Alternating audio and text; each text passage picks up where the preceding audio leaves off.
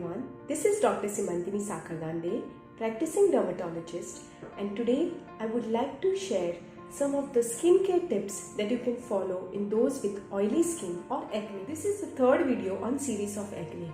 In the first video, we talked about what causes acne, what are the different types of acne, how do you get acne. In the second video, we discussed about the treatment options of acne. And today we are going to discuss what are the skincare tips in those with oily skin or acne prone skin.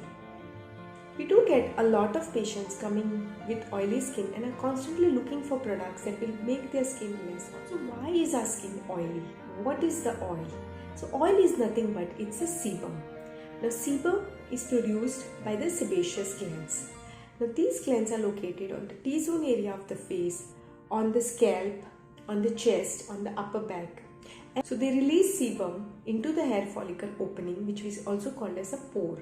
That's why people with oily skin or acne prone skin have bigger or larger pores. Now this sebum is controlled by various factors. So the first is the genetic factors. So those who have oily skin have had parents who have oily skin or the acne prone skin. So it gets passed on to the generation. The second is the hormonal factors. So you see a face becoming suddenly oily during the teenage years or during the puberty or because of any hormonal causes. Third is also influenced a lot by the climate or by the weather. So those who have oily skin, their skin becomes excessively oily during hot and humid climates, and it's less oily in the winter months. Then is the diet. If you are consuming diets such as processed food or refined food, then also the oil production tend to increase. So there are different factors influencing this sebaceous gland in the sebum. So how do we reduce this oil production? Coming first is to the face wash.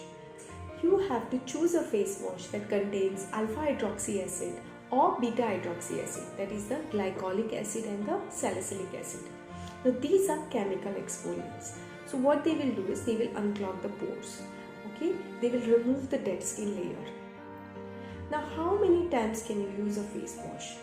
Ideally you should be using 2 or 3 times. You cannot wash your face too many times because there is something called as biofeedback mechanism. Let me explain that. So when we wash our face, our body feels that the skin is less oily and they tend to produce extra oil. So it's better to avoid washing your face a repeated number of times. Instead, you can take a tissue paper or a blotting paper and just pat dry the oil on the surface. So the face washes that are available are usually foam based or the gel based face washes. After you wash your face, you can apply a mild moisturizer on your skin. Now in those with oily skin, they are always afraid or scared to use a moisturizer.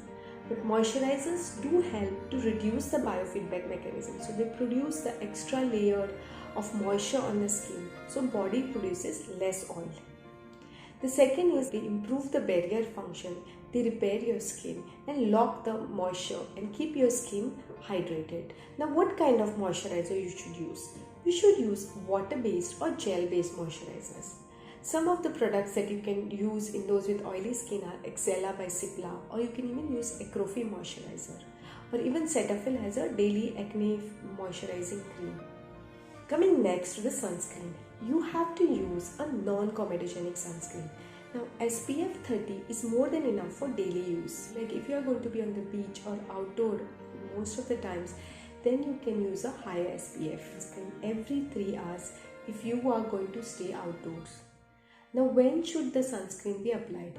Ideally 15 minutes before going out in the sun. You need around a teaspoon of a sunscreen to cover the areas like face, neck and both the ears. Some of the sunscreens that can be used in those with acne skin are Face Guard, UV Dose sunscreen, Acne UV gel. Coming next to the creams. Now there are certain creams that are available which help to reduce the oil production.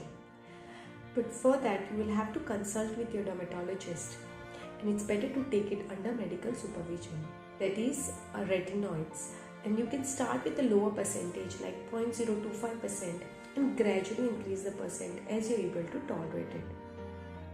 Now when you start the tretinoin, it's better to use a very small amount of product, apply it in the areas like on your forehead, on the nose, on both the cheek and the chin, excluding the areas like the around the nose, around the mouth, because these areas are highly sensitive and you may get irritation. So after you apply the tretinoin, you can leave it for about 2 hours to begin with, and once your skin gets used to it, then you can leave it overnight. The cream has to be applied at night, and then in the morning you have to wash it off. If you do get irritation, then you can use a moisturizer on top of the tretinoin. If you feel that your skin gets very irritated in the morning after washing off the face with a face wash which contains glycolic or salicylic acid, then shift to a gentle cleanser which will be less irritating to the skin. Coming next is the makeup. Now, what kind of makeup can you use in those with oily skin? Ideally, minimum or no makeup is the best if you have a tendency for acne. But if you have to use a makeup, choose a water-based product or even powder-based makeup. Now, when you apply the makeup, you have to make sure that you take it off at the end of the day. Please avoid any thick makeup or a comedogenic makeup. You have to avoid any harsh physical scrubs on your skin. Also avoid any toners because they contain alcohol which tend to dry out the skin. Now, those who have oily skin also tend to have oily scalp or also tend to have dandruff problems. So they have to keep their scalp clean and wash it regularly.